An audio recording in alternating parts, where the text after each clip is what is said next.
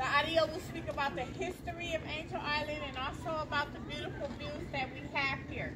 One thing I ask is to please stay seated while the tram is in motion. We will be making some stops, but it doesn't mean it's time for us to get on board. Okay.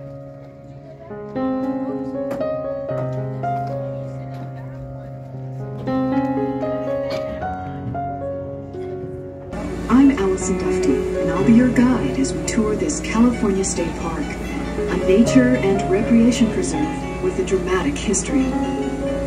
This tour is partly sponsored by Kodak. Meet some of your guides. I'm Pamela Pleasant. My name is Tom Lindbergh. My name is Dale Chink. I'm Mary Noyes. I'm Ted Weber. I'm Bob Noyes. I'm Mary's husband.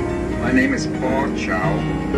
Angel Island is right in the heart of that wonderful, special place. Please note that directions I give are from the point of view of someone facing the front of the tram. Seawall. You have a view to your right of Ayala Cove.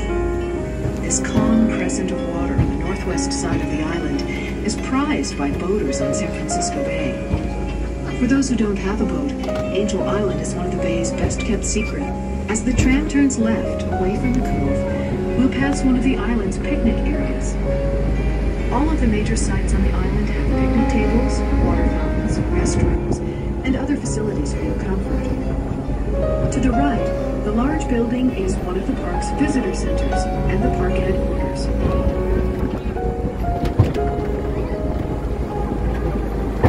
Angel Island is the largest island in the bay, 740 acres, a little more than 1 square mile.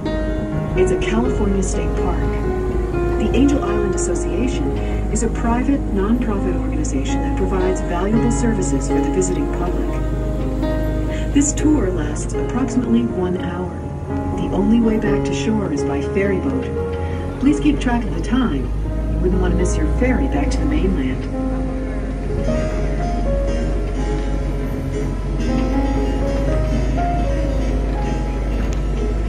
Ayala Cove is named for Spanish naval lieutenant, the first Europeans to settle San Francisco Bay. In 1775, Ayala's packet ship, the San Carlos, sailed through the Golden Gate. The mouth of the bay was called the Golden Gate long before there was a bridge. The bay had remained hidden to ships along the Pacific coast for centuries. Tom Lindbergh, an interpretive specialist for Marin District State Parks, learned the reason why while sailing in the Pacific west of the gate. You look toward the east, where the Golden Gate would be. If you erase that bridge, which is our main locator now, it looks like a continuous shoreline. They sailed by it for hundreds of years.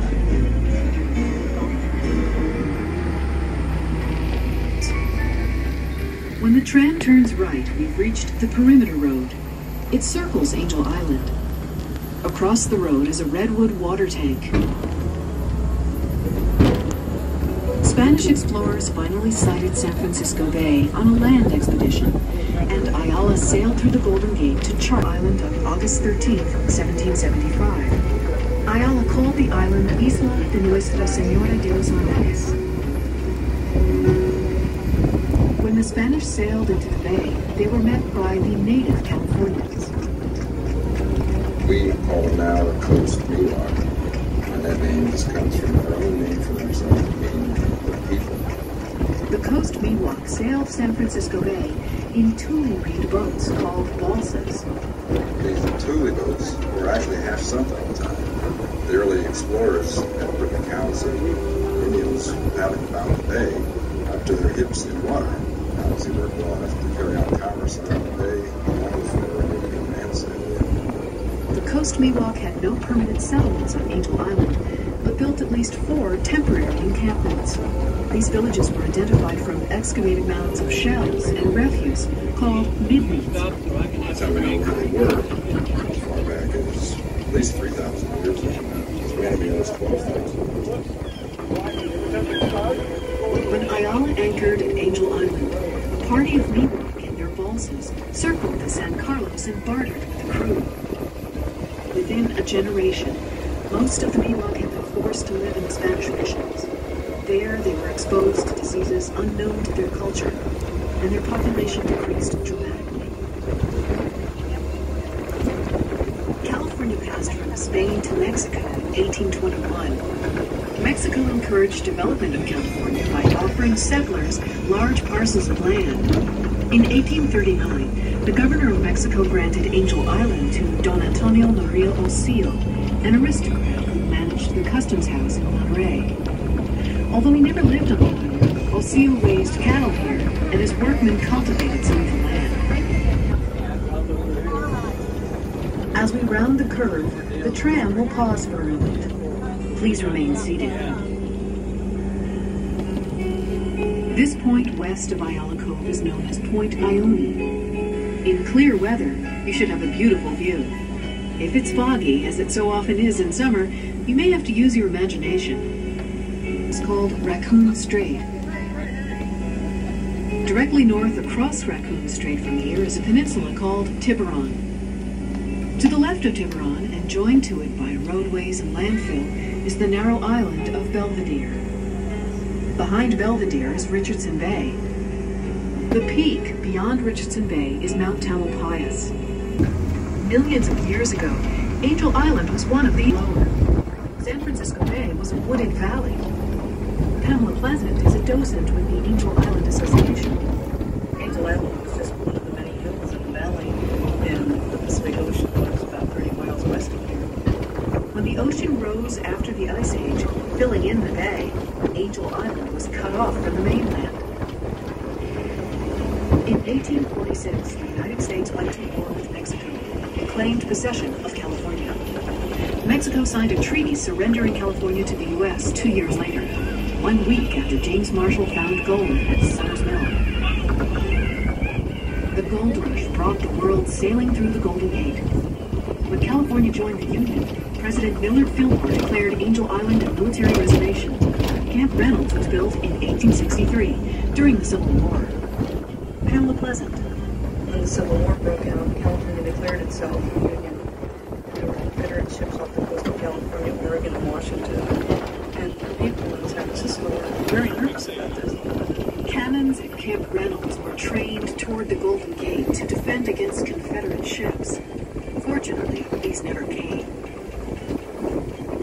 The weathered red building ahead was a hospital.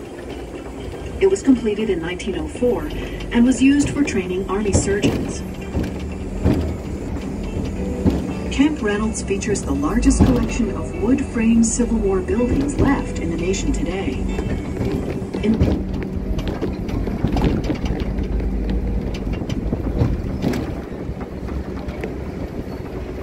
1980s, Camp Reynolds features the largest collection of wood-frame Civil War buildings left in the nation today. In the 1980s, Dr. Robert and Mary Noyes restored Quarters 11 and the bakehouse at Camp Reynolds. They lived here in an army tent while they worked. In that tent, we were visited by raccoons and by curious passers-by and so forth. People used to say, "Oh, you mean you lived in a tent for 5 months? That must have been terrible." I can't think of anything more fun because we could hear the sounds of the city, the ships, the foghorns. We didn't really feel isolated at all. The work of Bob and Mary Noyes was a powerful inspiration for today's Angel Island Association. Reynolds.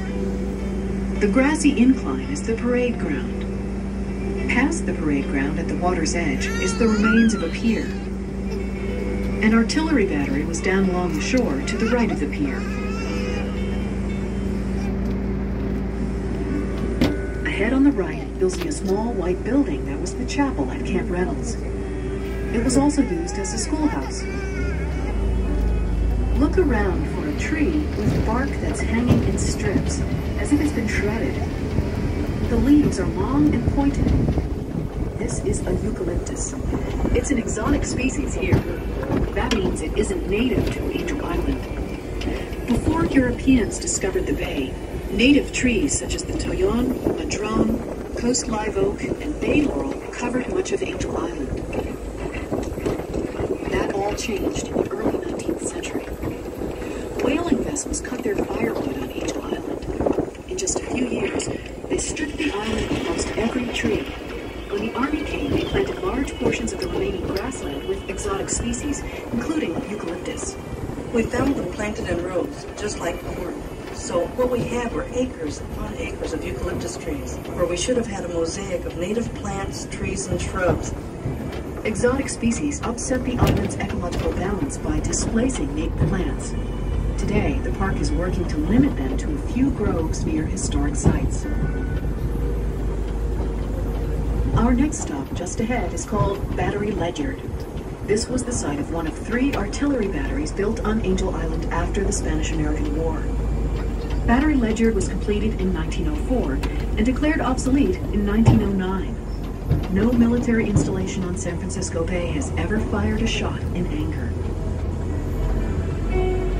We hope the weather's clear so you can enjoy the beautiful view of San Francisco and the Golden Gate Bridge. You can also see Alcatraz Island, and off to your left is the Oakland-San Francisco Bay Bridge. This is one of the best photo opportunities in the Bay Area.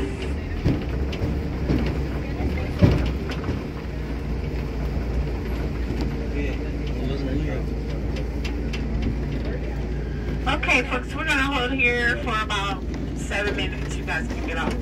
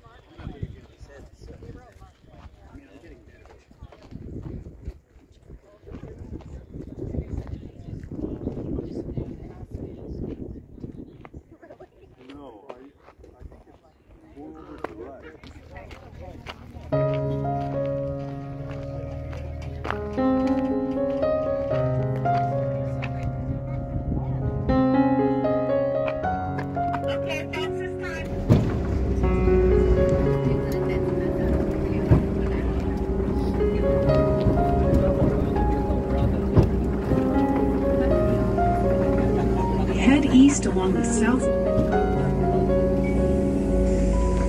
As we head east along the south side of the island, look to your right. You'll see a sandy beach. This is Pearl's Beach. It was named after James Pearl, a civilian handyman and dairy farmer who lived during the 1860s. James Pearl's position was inherited by his son, Fred, who worked for the Army for 40 years. Fred Pearl was the last landowner on Angel Island. Because of its location on the windward side of the island, Pearl's Beach is a favorite spot for beachcombing. It offers a dramatic view of the Golden Gate. Above Pearl's Beach, notice the open plot of land sloping up toward the Perimeter Road. This area is known as Alcatraz Gardens. In 1865, soldiers stationed at Alcatraz planted vegetables here. Fresh produce from the gardens was shared among the troops at Alcatraz and Camp Reynolds. Later, when Alcatraz became a military prison, prisoners were assigned to the gardening work. After 10 years, cultivation of the Alcatraz Gardens was discontinued. By then, better quality vegetables were available more cheaply in San Francisco markets.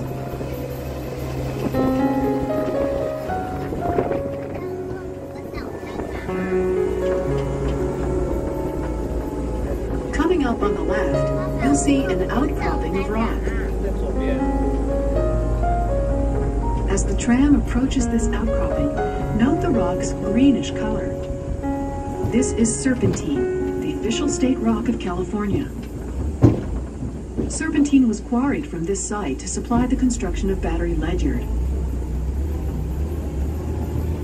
Just to the right of the quarry site is a large weather-beaten structure. This is a rock crusher. It was built in 1931. Army engineers used it to crush and sort gravel for the island's roads. Fresh water from the Sacramento River creates an estuary around Angel Island. As a result, a wide variety of birds thrives here. Other animals you might see include seals and sea lions, snakes and salamanders, raccoons, field voles, and the Angel Island mole, a subspecies found nowhere else on Earth. But the most publicized animals on Angel Island are the deer. There have always been deer on the island. Deer bones were found in the midden sites of the Miwok Indians. Terry hunted deer there in 1950. Reported even more deer in Arizona. Probably houses for spirit. Deer in the county. Today, neither human hunters nor any other animal on the island preys on deer. We don't have any predators. There are no coyotes, there's no mountain lions, no bobcats. The population is certain to expand. Deer overpopulation leads to hunger, disease, and death. The park controls the population by culling the herd when necessary. The tram will make another brief stop just ahead at the South Vista. If it's a clear day, this spot offers a wonderful view of Alcatraz, San Francisco, and the Bay Bridge. Depending on the weather, you may see the East Bay cities of Oakland. You too. Thank you. This is not a stop that we get off at. You may also be able to see Mount Diablo rising above the East Bay Hills.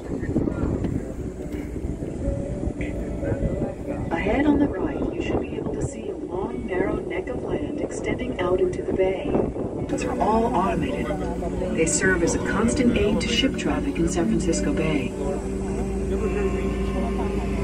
Shipwrecks are always a danger when the bay is foggy. The earliest warning system on Angel Island was not a lighthouse, but a fog bell. Juliet Nichols was the bellkeeper in 1906. One evening when she was alone, heavy fog shrouded the bay. Pamela Pleasant. There are a lot of ships coming in and out of the bay because of reconstruction of the city after the 1960s.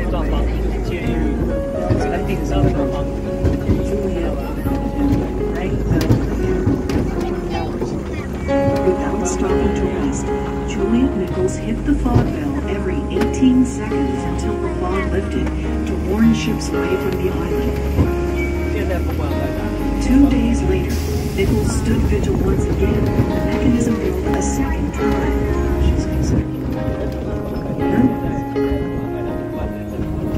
Angel Island's peak is Mount Livermore. It's named in honor of another local heroine. Caroline Livermore was a leader in the campaign to make the island a state park. The summit of Mount Livermore may be reached by either the Sunset Trail or the Northridge Trail. Both trails start a short walk from the dock in Ayala Cove. The Sunset Trail, as we goes toward the Golden Gate, is the most direct way up the mountain. It's also the steepest.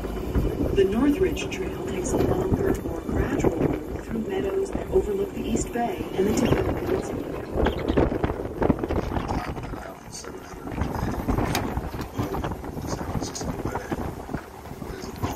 It's the perfect height to see San Francisco Bay. At the top there, there's a 360-degree view of the bay. On a really clear day here, we have a 5-bridge day. Besides the Golden Gate Bridge and the Oakland-San Francisco Bay Bridge, the 5 bridges hikers can see are the Richmond-San Rafael Bridge, the San Mateo Bridge, and the Dunbar Bridge. In good weather from the top of the island, you can see as far north as Mount St. Helena at the end of the Napa Valley, east to Mount Diablo, and south to San Jose. It's a wonderful hike up. In the spring, those meadows have wonderful flowers. It's a spectacular view because you're Several of the island's 9 environmental campsites have spectacular views. You can ask for hiking and camping information at the end of the tour.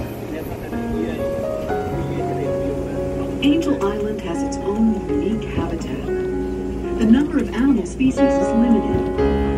Most visitors are surprised to learn which common animals are not found here. For example, there are no rabbits, squirrels, opossums, skunks, foxes, or coyotes. There are also no poisonous snakes. Most animals hide when they hear humans approaching, but animals on the island have adapted to a certain amount of human activity.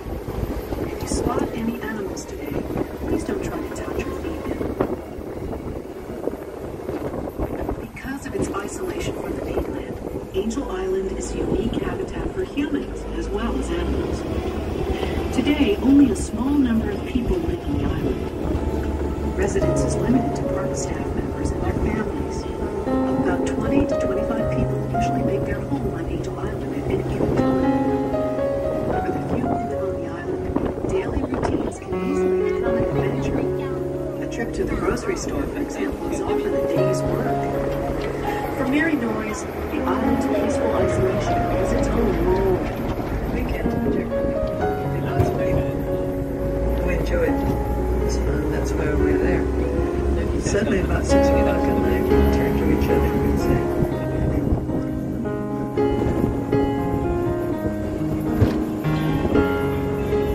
In 1900, all Army installations on Angel Island were rechristened Fort McDowell.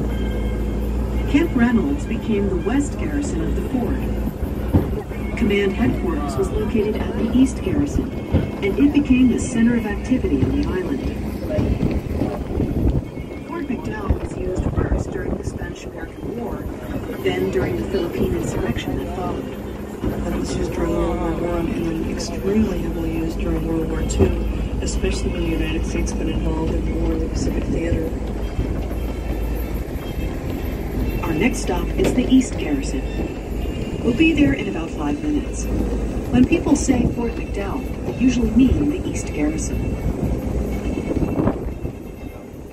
The first installation at East Garrison was a tent hospital. The troops who served in the Pacific often were exposed to malaria and other tropical diseases.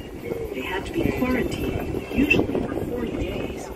Where better to isolate troops than Angel Island? Next, Fort McDowell became a depot for recruits and a port of embarkation for duty in the Pacific. Recruits were trained and equipped here before they shipped out. Soldiers returned from duty overseas to be given new orders. Fort McDowell processed around 30,000 men a year. Angel Island saw its heaviest use during World War II. serviceman Ted Weber passed through Fort McDowell during World War II.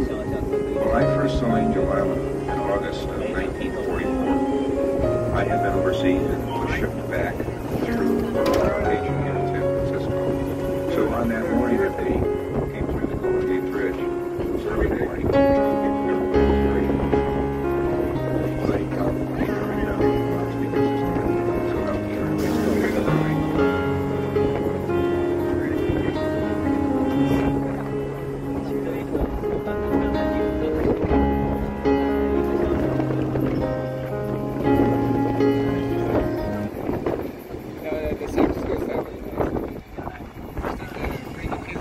Ahead to the right, you'll see some of the East Garrison's buildings. You gotta take a ferry to the island. The point where the East Garrison is located was originally called Point Smith. Point Smith had a steep stone face that rose 100 feet above the bay. It was a landmark during the gold rush. In 1851, quarrying operations began taking sandstone from the hillside at Point Smith. It was soon renamed Quarry Point. The sandstone from Quarry Point was used in the columns and walls of the original Bank of California building in San Francisco. It was also used in many historically important buildings around the bay, including several structures at Mare Island Naval. Quarrying ceased in 1922 after the hill had been leveled. On the right is Quarry Beach. This beach is protected from the winds that come through the Golden Gate. It's popular for sunbathing. Visitors should be aware that strong tidal currents swirl around Angel Island. These currents can be very hazardous to swimmers. There are no lifeguards on duty at any of the island's beaches.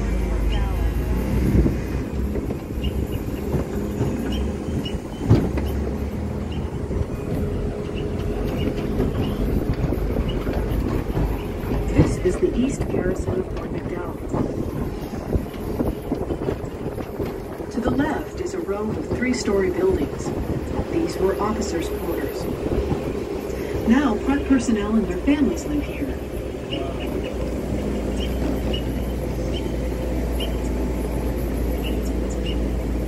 The ball field and picnic area to the right are where the parade ground was. Beyond that is a huge building. This is the barracks where Ted Weber stayed in 1943. I can remember that I had an upper bunk, and from that bunk through the window I had a view of the San Francisco skyline at night, which was kind of romantic. The East Garrison was built shortly after Battery Ledyard.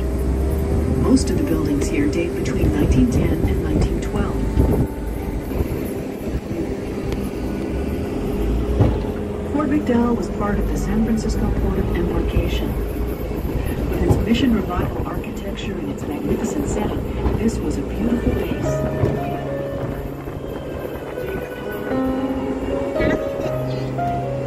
As the tram travels along Officers Road, notice the stand of cypress lining the right side of the road. These trees were originally a well-trimmed hedge.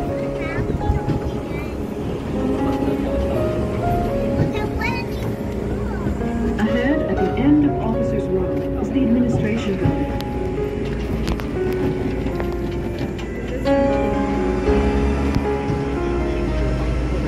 Once we've passed the administration building, look for a newer yellow building on the left.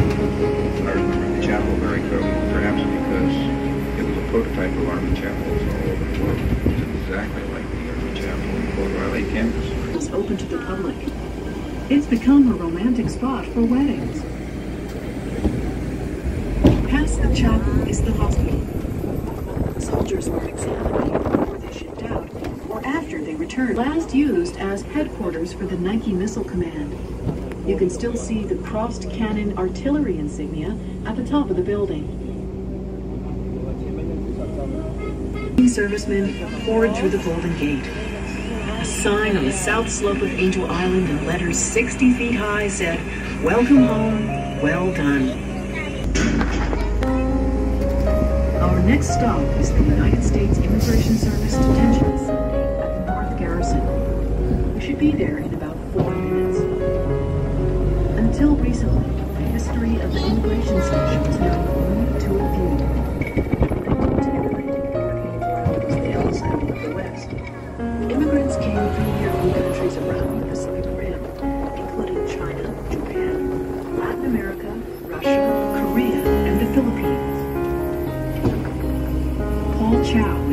of a state advisory committee that promotes awareness of the Angel Island Immigration Station.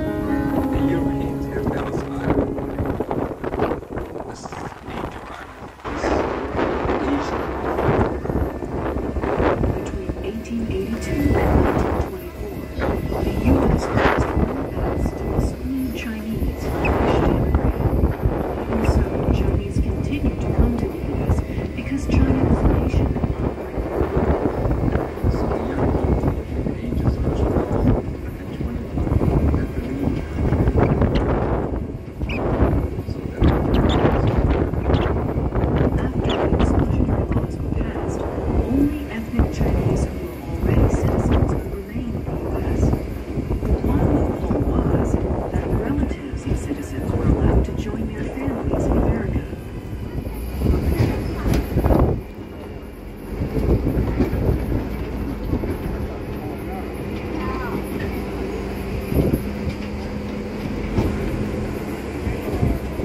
buildings on the left are a maintenance and fire station.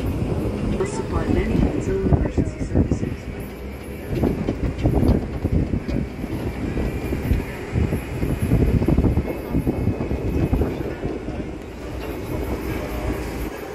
As we turn right, you'll see signs for China Cove and the Angel Island Immigration Station. On the left is an old mule mart. Foundations for staff houses. My name is Dale Ching. I'm one of the volunteers at the immigration station. Dale Ching came to do one way or the other. They tell you point the finger for that way, you just go. You wouldn't know what they're talking about. I could only call any one of us at that time that speak English. Just ahead, notice the tall black monument. This is the gift of Vic Bergerman, founder of the Trader Vic's restaurants. On the front of this monument is a poem in Chinese. In English, the poem reads, "Leaving their homes and villages, they crossed the ocean only to endure confinement in these barracks.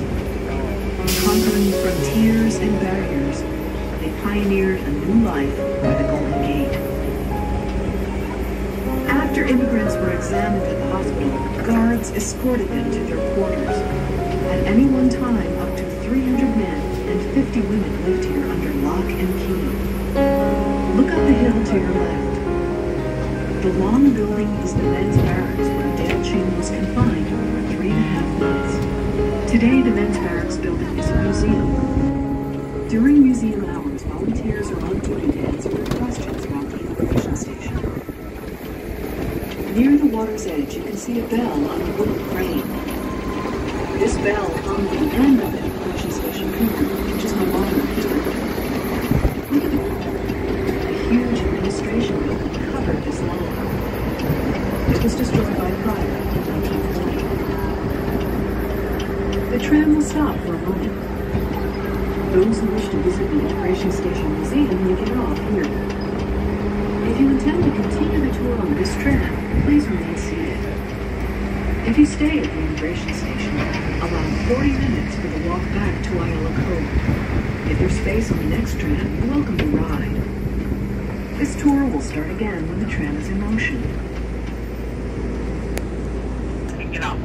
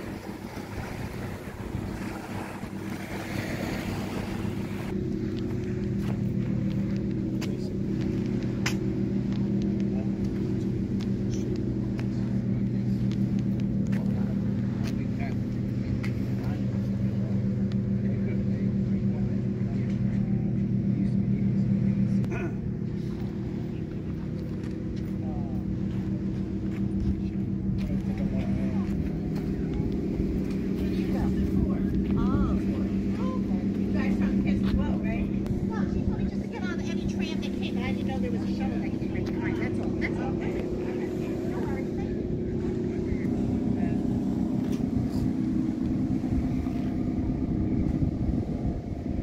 Okay, folks, it's time to board. Time to board. Yeah, she's coming upstairs. She's still. I don't see her. The tram will curve left and climb up the hill past the men's barracks. Dale Ching remembers entering these barracks. Dead to go was cold. Now on the outside. God will stay out there. Whatever they do, I don't know. I don't know what happened. I didn't do anything wrong. How come I'm in jail? That's the way I feel. All Chinese interns on Angel Island had to prove they were related to a U.S. citizen before they could enter the country. But family relationships were not always documented. Just ahead on the right, you'll see the front of the men's barracks. Husbands and wives were separated until their identities and their ancestry had been established. Each immigrant's fate depended on the outcome of official interrogations. Some waited weeks before being called. Interrogation sessions could last several days. Immigration officers asked detailed, specific questions about an intern's relatives in China. They always ask that. Your birthday, not just yours, parents' birthday. Some of them go back for 3 generations back. Your great-grandfather. They died. Where did they bury? An intern who gave an incorrect answer might remain in the barracks for weeks, even years, waiting. Some were deported back to China. But Dale Ching's story ends happily. After 3 months I was here, when I don't know how to pack. Got to San Francisco. My father was dead. My everything was dead. Except you.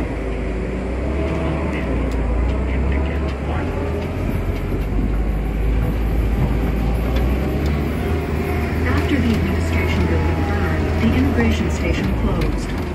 But while the site was abandoned, it was perfect for a jail-like situation. There's guard towers and barbed wire. And so during World War II, when we started accumulating prisoners of war, they were processed there. When we reach the perimeter road, the tram will continue back to Islandin. For those of you keeping track of the time, we should be there in about 8 minutes.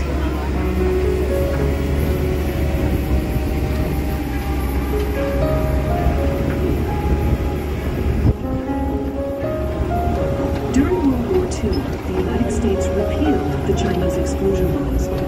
Soon, the immigration station was almost forgotten. In 1970, Alexander Weiss, a ranger, was exploring the immigration station barracks and noticed that the wooden walls were covered with hundreds of poems. These were carved and written on the walls in Chinese by the interns. Paul Chow explains the significance of the poems on the barracks walls. Chinese are not violent. No Chinese ever escaped from being Iran. They were trying to get into this country. So there must be a way for them to express the anger, the hostility, and the loneliness. And they found that by writing poetry.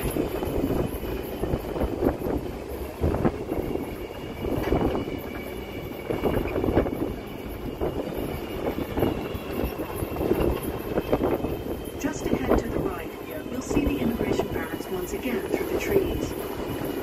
Dale Ching reads one of the poems carved on the barracks walls.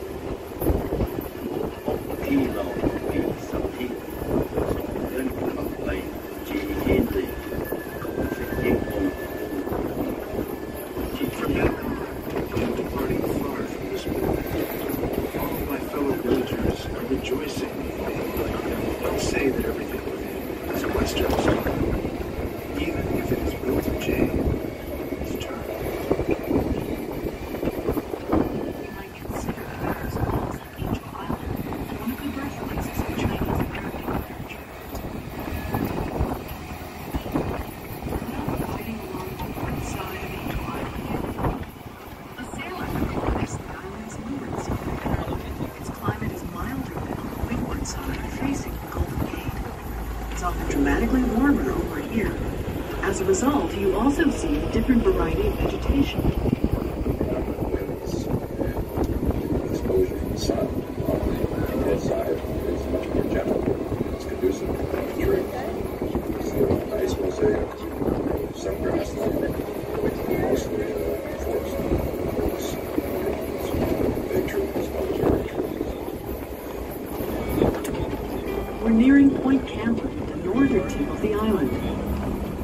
Richmond-San Rafael Bridge may be visible to the north.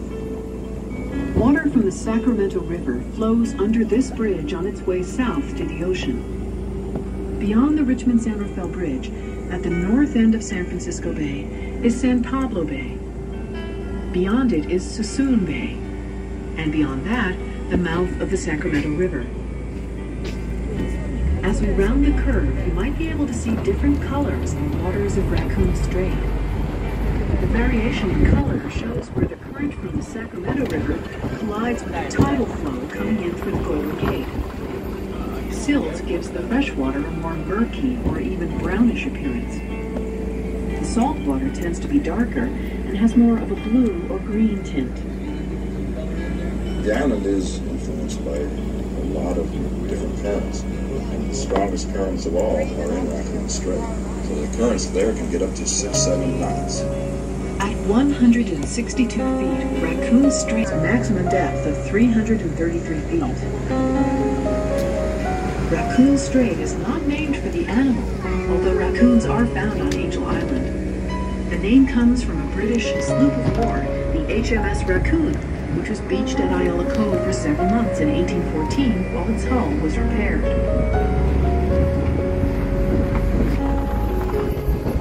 Ayala Cove, where we began, is the final historic site on our tour. In 1892, it was known as Hospital Cove. That was the year a U.S. Marine Hospital Service quarantine facility opened there. The quarantine station in Angel Island was established in response to all the ships that were service.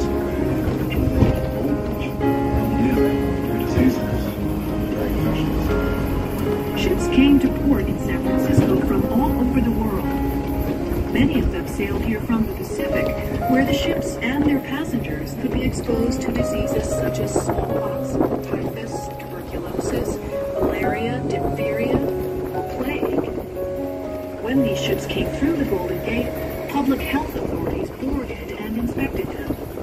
Agents who went out with the pilot were trained epidemiologists, we call them today, physicians who would look on board and look at the ship's manifest and see whether or not there was any communicable disease aboard. If the agents determined that the vessel had been exposed to so-called tropical diseases, the crew and passengers stayed at Hospital Cove while the incubation period ran its course. Meanwhile, ships and their cargo were deloused with cyanide and sulfur fumes. They were also disinfected with superheated steam, generated by the engines of the USS Omaha, a naval warship on loan to the quarantine station. It just generates steam, pump it into the holds of these ships, kill the vermin like rats that would carry fleas. Steam was pretty effective at killing them. As public health measures improved, quarantine detention became obsolete. The station finally closed in 1952. For practical purposes, Angel Island's days of limelight ended after World War II. The island's splendid romantic isolation from San Francisco finally made operations here too costly to continue.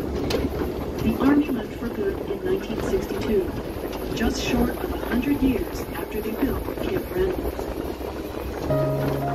Bob Noyes remembers the contribution of marine conservationist Caroline Livermore, with many who worked to create Angel Island State Park. What happens when the military moves out of any property?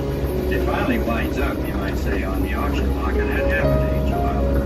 Mrs. Livermore was responsible for saying, I don't think Angel Island should be subdivided. Caroline Livermore realized the importance of preserving Angel Island in its pristine natural state.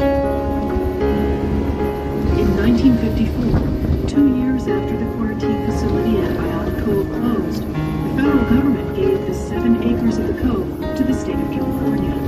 In 1963, this acreage and the rest of the island became a state park.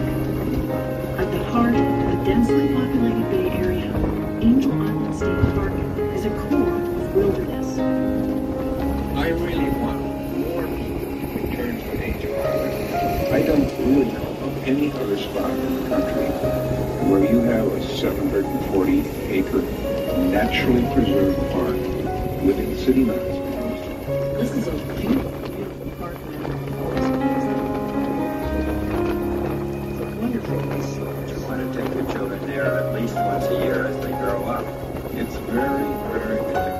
It's a place for people to be true. You can have a lovely time. This tram will return to the Cove Cafe where the tour began. We hope before your ferry leaves you have time to see more of Angel Island. If you have any questions about ferry schedules, bike rentals, hiking, picnics, overnight camping, special events, or other activities on the island, ask one of the uniformed park rangers and volunteers or the staff of the Angel Island Company.